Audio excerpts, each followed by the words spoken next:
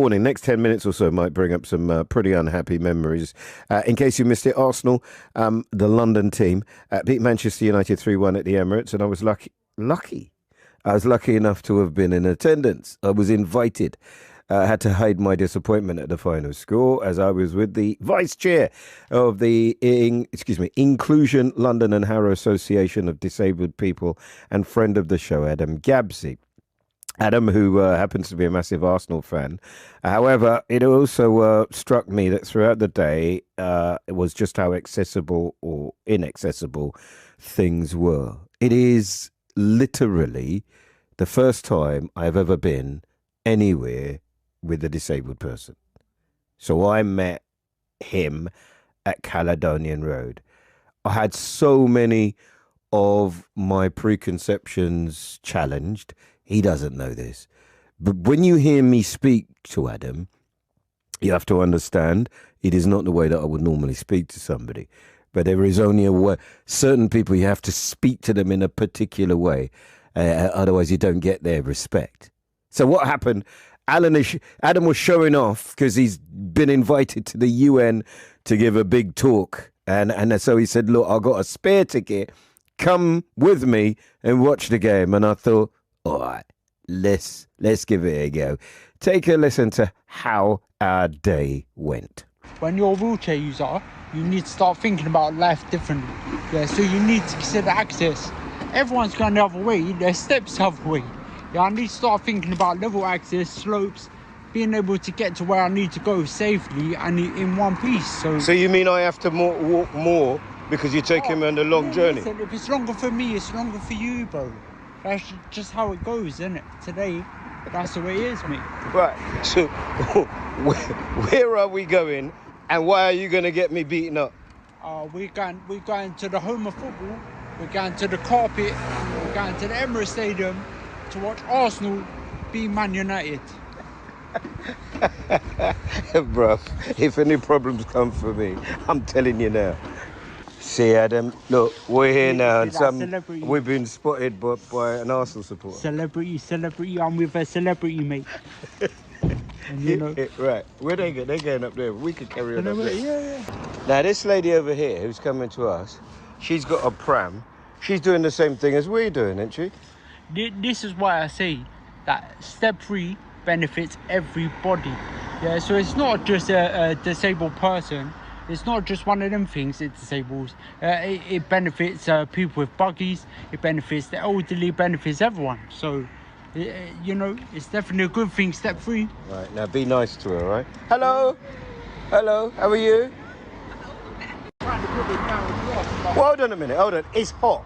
And I've taken off my jacket and I've tied it to your wheelchair. What's the problem? But only you can do that, yeah? Because we're friends, so only you can do that. Let me tell you a story, yeah? I was in Geneva, I was in the airport. I was waiting for assistants to get on the plane and the assistants weren't coming. And then all of a sudden, me and the picture just waiting there. Next thing, someone just grabs a chair and starts moving me. And you know me, Eddie, yeah? I didn't like that at all. Yeah, so obviously, I'd stopped the chair. I was like, what's going on? And he started speaking French. Obviously, I can't speak French, yeah? So I said, do you speak English? He said to me, yeah, we have to go this way. I said to him, I looked him dead in the face. I said, couldn't you have said that first before you touched me? Just took the chair without engaging with you. No respect at all, yeah? And the only reason you can do this is because you're my friend. And it's hot. 100%, but because you're my bridge, and more to the point, yeah? People. At least I found out your name first. Yeah. Yeah, it's a great seat. So they moved you upstairs. They've moved me upstairs now, where you can actually watch the game rather than being downstairs and just singing a song. So here you can see how the teams are setting up, and we started well. Yeah, good start. I feel like I'm in enemy territory. Well, you are, mate. You are. We'll keep that quiet between us. Yeah? Right, Adam, there's some tension here. That penalty or the penalty appeal happened right in front of us. Is that a penalty, bro? I think that's a penalty. And I was Kai Havertz just saying, yeah? And he told me it's not worth it. If this is a penalty, it's worth it. Well, it's gone to VAR. You know what happens when they go to do it? It's usually a penalty. But let's. You think it's going to be overturned? I think it might be. It's usually controversial when they go to the VAR. There you go.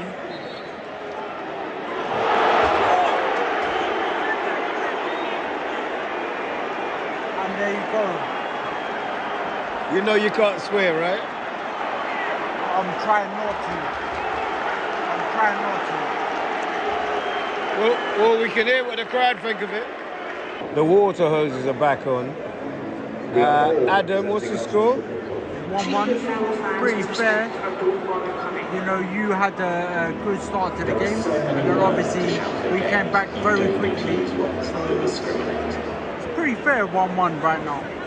Yeah, look, where we're sat, it's a great seat. And clearly this is one of the places that they've made it really accessible for people with challenges. Do you think there are more people with mobility issues than there were 10 years ago? Definitely. We are one of the gold standard stadiums in London, us, Wembley and Tottenham, to be fair. But if you look around the stadium, there are wheelchair accessible seats. So they're doing a good job with regard to access. Staff are pretty friendly here. Yeah. So, yeah, and as you said, the view is good. Yeah? It's gorgeous. Yeah, mate. I thought people were looking at me. They kept on turning around, but there's a big screen on top of our head. So what do you reckon for the next half?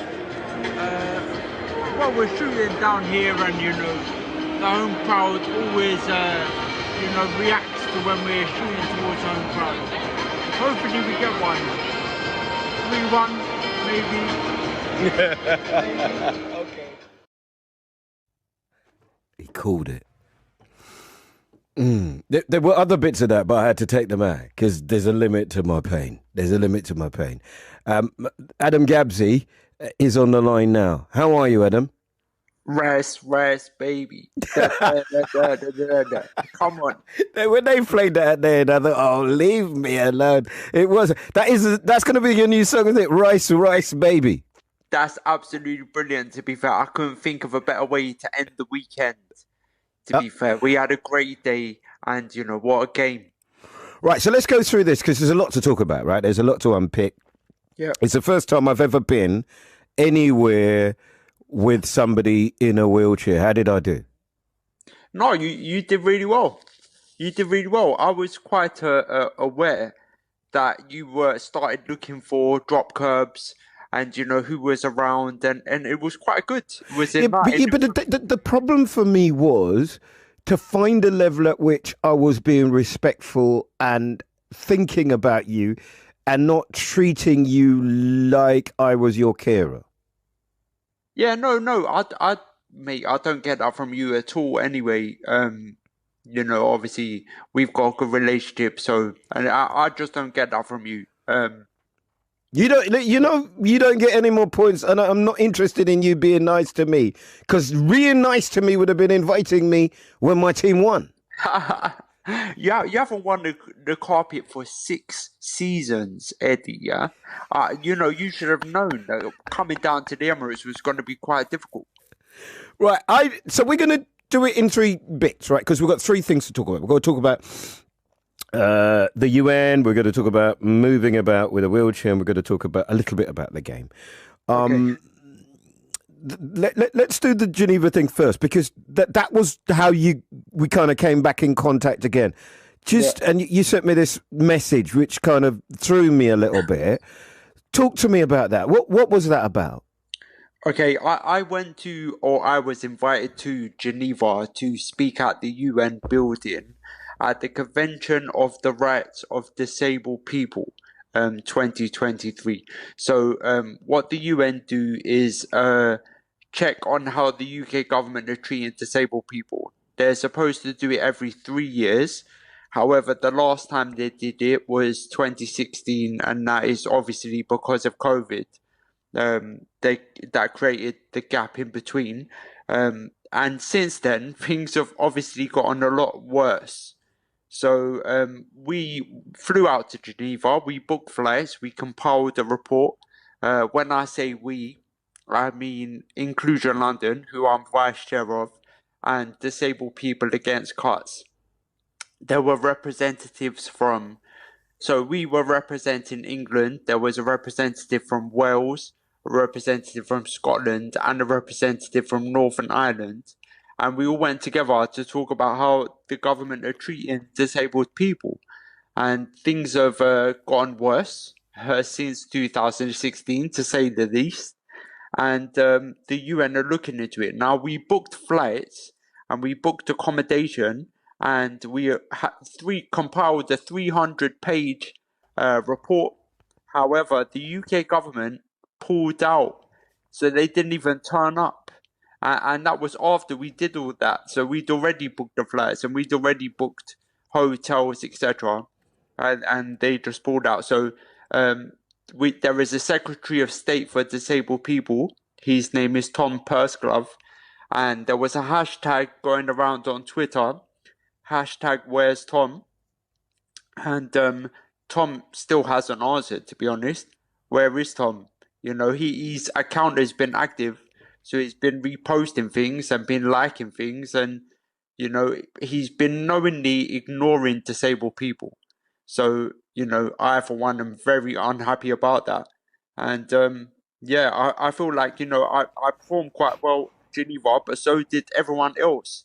I think there How was does it about feel then? Because whatever what, happens, you've now got. yeah, Excuse me, I'm sneezing. Sorry.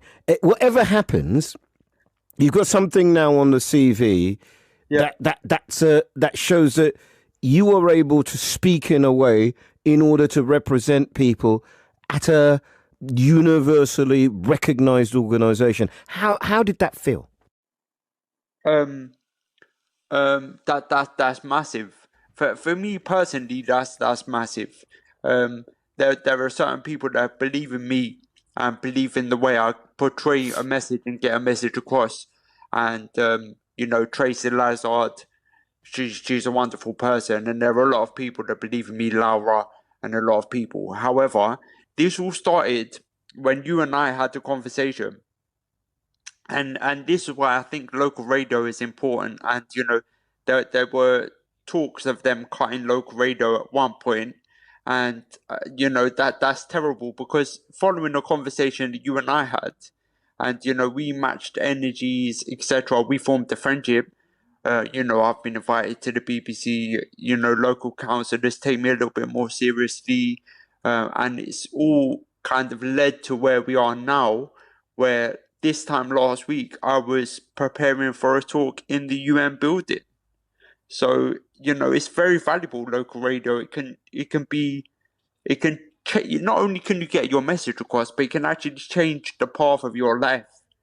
Yeah, and people need to take that into consideration. So it's been quite an interesting time for me, Eddie. That's just that's done me actually. That's a lovely thing to hear, because you do what you do and you do connect with people, and you hope that you know you're trying to do something positive, but when it manifests in Yep. quite as clear and obvious a way as that, it really does. It's a great feeling to be a part of that. Adam, take a listen to a little bit of yourself speaking in Geneva. The UK is in the midst of a deep, complex and decade-long housing crisis and is causing misery for millions of disabled people. There is a chronic shortage of accessible social housing, which disabled people need the most due to the affordability and security of this tenure. Speaking in words of more than 2 and 3 syllables. Look at the boy. Listen to him. So have you got your peeps? Because we touched on this yesterday, and you know how passionate I am about, you know, in terms of, you know, and this is a plan to get people with disabilities out of buildings that might be burning, and it kind of doesn't make sense to me. But you got yours sorted, haven't you? My evacuation plan is sorted. So I have mine in place. They've also begun removing the cladding that was surrounding my building, which is good. Obviously, that's a positive thing. But look what it's taken, Eddie. Yeah, I mean, like we I had to really rally against them. There was a big media campaign. I had to join forces with Cladag and take the UK government to court over their failure to implement PEEPs, yeah, which was part of the Grenfell phase one of the Grenfell inquiry. So it's a clear and obvious recommendation which would have benefited hundreds of thousands of disabled people. However, they still have failed to implement it. Now, Yeah. a question I have, and I wonder if you can answer it, is how can a landlord put a value on my tenancy but no value on my life? That's one we're going to have to come back to, because you know what I think about that. And I've talked to the head of the London Fire Brigade, and, you know, off the record, I think that people have strong feelings about it. But, you know, I don't give up on that one, because that one doesn't quite make sense to me. In terms of, and I'm going to admit to you now, when I saw you come in here with the angel that was telling you left, right, I thought she was your Kira too. How annoyed do you get that people think you're girlfriend? Because I don't think that people with disabilities are supposed to be romantic or have sex lives. Disabled people don't they don't have those kind of needs or thoughts. How annoying is all of that? Yeah, at first it was really annoying. So, you know, and then you have to build up a tolerance and become a forgiving person, because people do mistakenly think she is my carer. However, obviously I've hit the jackpot. So she is a good looking What? girl. What? What? I've hit the jackpot, mate. More than that, bruv. Right. More So than that. I really well. I can say what you're punching well over. That's right. Now, I'm not talking about ability now. I've spoken to her. I'm like, what? How? What?